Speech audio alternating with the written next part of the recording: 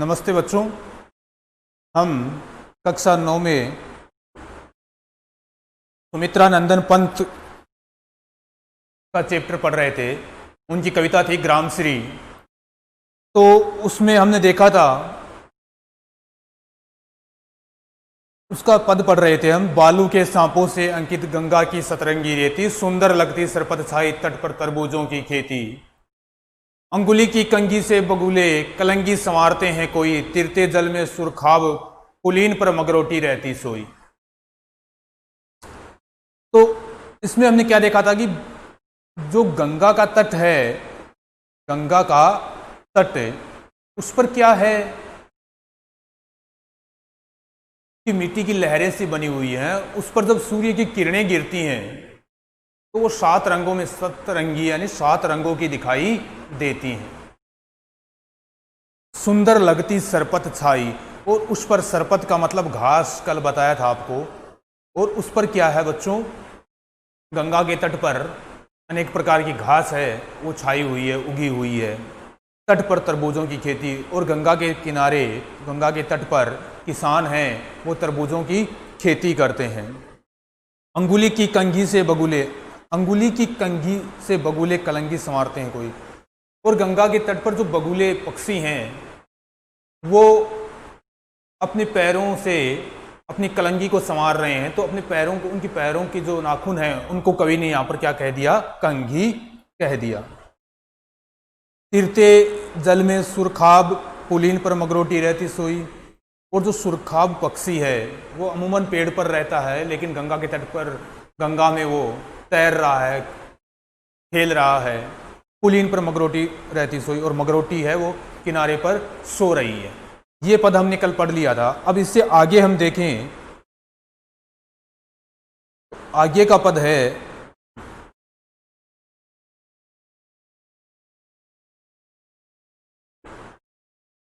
हंस मुख हरियाली हिम आतप, सुख से अलसाए से सोए।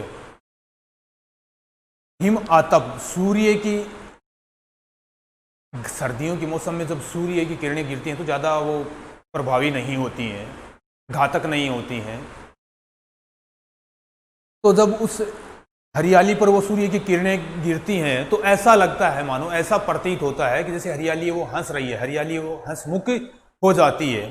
सुख से अलसाए से सोए, और चारों ओर सूर्य की धूप निकली हुई है, मीठी मीठी धूप, उसमें सब लोग आलस में से डूबे हुए नजर आते हैं, प्रतीत होते हैं। भीगी अंधियाली में निसी की तारक स्वप्नों में से खोए। भीगी अंधियाली, निसी, निसी का मतलब क्या है, रात। निसी का मतलब रात, निसी का मतलब क्या है, रात। अब क्या होता है, रात को ओस गिरती है, रात को ओस गिरती है, तो ओस के कारण रात है वो नम हो जाती है, अंधकार है, तो इसलिए कहते हैं भीगी हरियाली है। रात की जो अंधेरा है वो भीगा हुआ है, और ऐसा लगता है तारक यानी तारे जो हैं वो सपन में, सपनों में खोए हुए हैं। तारे जो हैं, तारे हैं वो सपनों में खोए हुए हैं। मरकत डिब्बे सा खुला ग्राम, मरकत नील रतन, एक डब्बा, मरकत नीले रंग का, नीले रंग का रत्न, नीले रंग का रत्न। तो कवि कह रहे हैं कि वो हरे रंग का रत्न, सॉरी,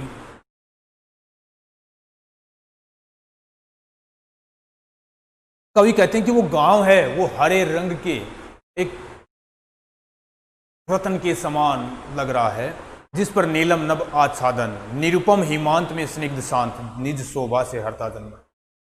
जिस पर निर्मल और स्वच्छ, नीलम, नीलम यानी नीले रंग का रत्न, आसमान है नीले रंग का, वो उस गांव पर छाया हुआ है, वो बिल्कुल स्वच्छ है और सुंदर है, जिससे पूरा गांव के जो लोग हैं उनमें प्रसन्नता का एक लहर सी दौड़ी रहती है। तो देखो बच्चों, कवि क्या कह रहे हैं कि हंसमुख हरियाली हिम आतप, कि गांव की हरियाली पर जब सूर्य की किरणें पड़ती हैं सुबह के समय तो वो हरियाली हंसती हुई सी प्रतीत होती है। सुख से अलसाए से सोए, और सभी लोग उस धूप के कारण,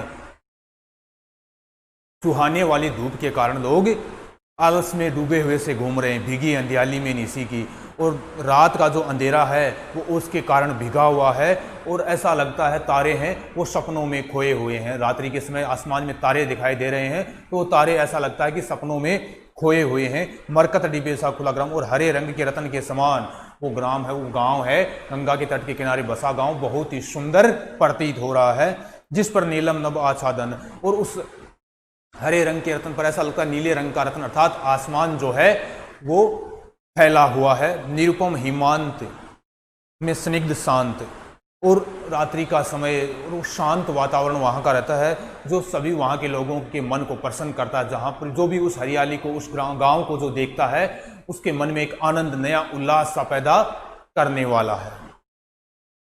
तो ये हुआ बच्चों इसका पूरा पद। अब हम क्या करेंगे, जो पंत के जो पद हैं बच्चों उनको हम एक बार फिर देखते हैं, कौन से पद में वो क्या क्या कह रहे हैं।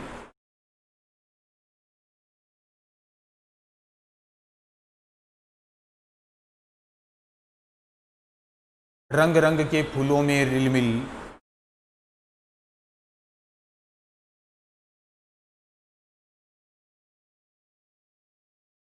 रंग रंग के फूलों में रिलमिल हंस रही सखियां मटर खड़ी। कल से हम जहां से कल से पढ़ रहे थे ना उससे आगे देखो कि जो मटर के पौधे हैं उन पर फलियां आ चुकी हैं। तो ऐसा लगता है मानो कि जो मटर की फलियां, पौधे पर जो फलियां लगी हुई हैं, ऐसा प्रतीत हो रहा है कि मानो जो आपस में कुछ सहेलियां हैं वो आपस में बातें कर रही है, हंस रही हैं। मखमली पेटियों से लटकी, और वो फलियां हैं वो मखमल की पेटियों के समान लटकी हुई हैं। छिमियां छिपाए बीज लड़ी, और सेम के पौधे हैं उसमें भी फलियां, उनमें बीज आ चुके हैं जो प्रदर्शित हो रहे हैं। फिरती है रंग रंग की तितली, रंग रंग के फूलों पर सुंदर, और अनेक प्रकार की रंग बिरंगी तितलियां वहां पर घूम रही हैं। अनेक प्रकार के रंग बिरंगे फूलों पर वो मंडरा रही हैं। फूले फिरते हैं फूल स्वयं, उड़ उड़ वृंतों से वृंतों पर, वृंतों का मतलब डंठल। तो जो रंग बिरंगी तितलियां फूलों पर बैठ रही हैं, पौधों पर उड़ रही हैं, तो कवि कहता है कि ऐसा प्रतीत होता है जिस प्रकार से रंग बिरंगे फूल हैं वैसी ही रंग बिरंगी तितलियां हैं। तो ऐसा प्रतीत हो रहा है जैसे कि फूल एक डंठल से दूसरे डंठल पर उड़ रहे हैं, जाकर बैठ रहे हैं। अब रजत स्वर्ण मंजरियों से लद गई अमृतरों की डाली, और अब सोने और चांदी जैसे आम के वृक्षों पर मिजर है वो आना शुरू हो गई है। झर रहे डाक पीपल के दल, और पीपल और ढाक के वृक्ष हैं उनसे रस टपकना शुरू हो गया है। फिर है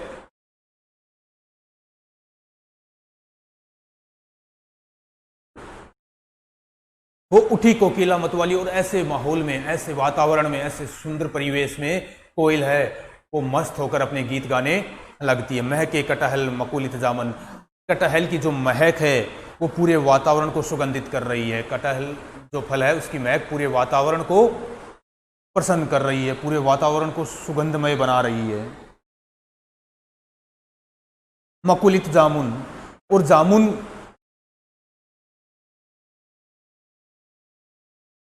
है उस पर भी, अब जामुन का जो वृक्ष है उस पर भी जामुन लगना शुरू हो गए। जंगल में झरबेरी झूली, जंगल के अंदर झरबेरी की जो बेल है वो फैलने लग गई है। फूले आड़ू नींबू दाड़िम आलू गोभी बैंगन मूली, और अब जो आड़ू नींबू दाड़िम आलू गोभी बैंगन मूली इनके पौधे हैं वो भी अब फूलने लगे हैं, फैलने लगे हैं। फिर है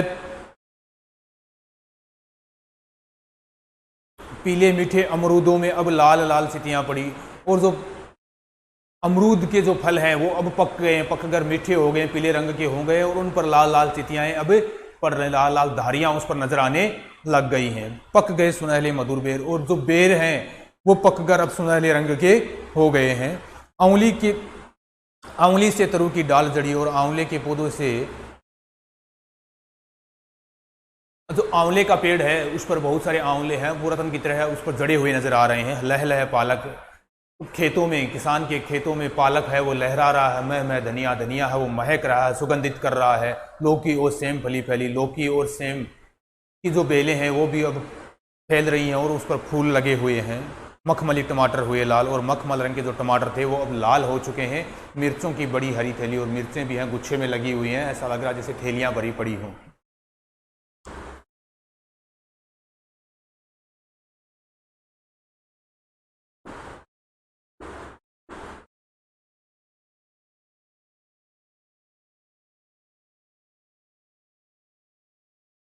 अब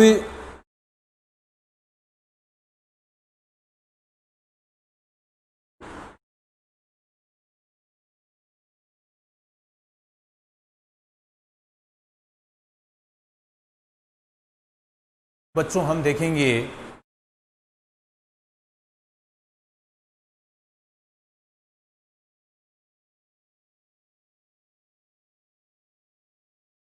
कि जो सुमित्रानंदन पंत हैं, हमने उनके बारे में देखा था, उनकी कविता हमने पढ़ी, ग्रामश्री कविता उनकी जो थी वो हमने पढ़ी। अपनी ये कविता उनकी है ग्रामश्री, वो पूरी होती है। अब बच्चों इसमें हमने देखा क्या था ग्रामश्री कविता में,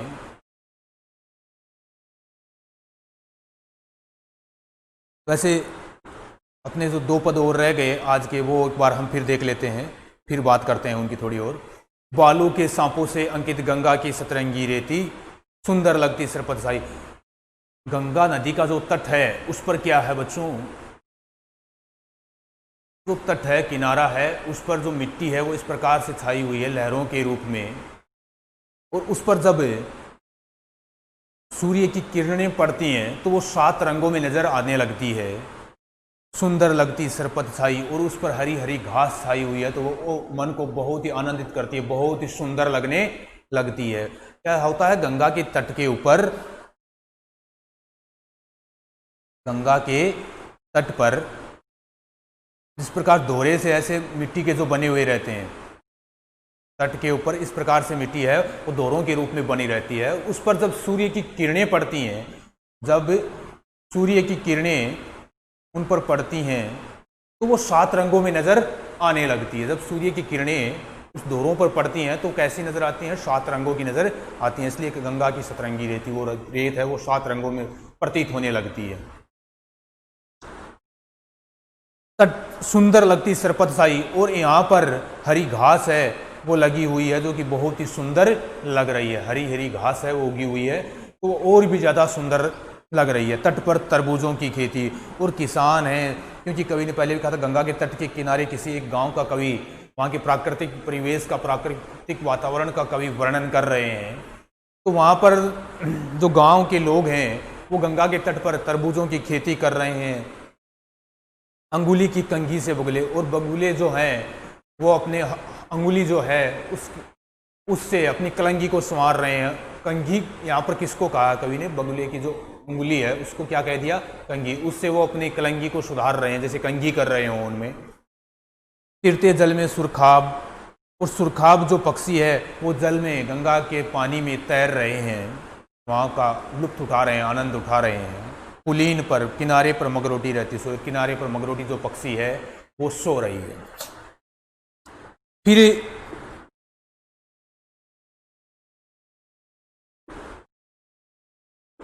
अगला है हंसमुख हरियाली हिम आतप, सुख से अलसाए से सोए। तो बच्चों गांव में चारों तरफ हरियाली फैली हुई है, और उस पर जब सर्दी की ऋतु में सूर्य की जो किरणें पड़ती हैं, वो धूप जो सूर्य की होती है वो पीड़ा देने वाली नहीं होती है, परेशान नहीं करती है हमें, वो सुख प्रदान करती है, सर्दी में लोगों को सुहाती है।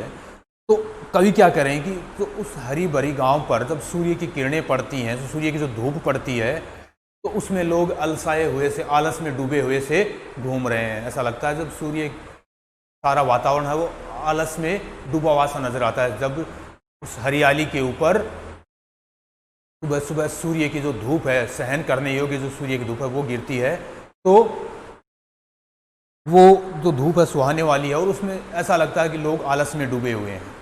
बिगी अंधियाली में निसी की, और जब रात्रि के समय सर्दियों में बच्चों ओस गिरती है, तो ओस से सारा वातावरण गीला हो जाता है तो यहाँ पर अंधियारे को, जो अंधेरा है उसको कवि ने कैसा कह दिया, गीला, वजनदार वो हो जाता है, नमी उसमें हो जाती है वातावरण में।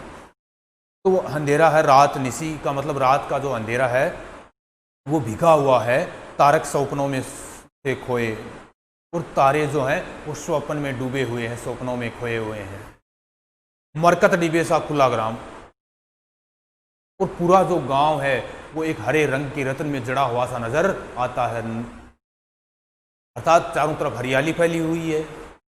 कविता में कवि ने पीछे वर्णन किया है कि बहुत सारे फल पौधों पर फल लगना शुरू हो गया है, जो छोटे पौधे हैं उनके ऊपर भी फूल आ रहे हैं, सब्जियां वगैरह हैं वो भी लग रही हैं।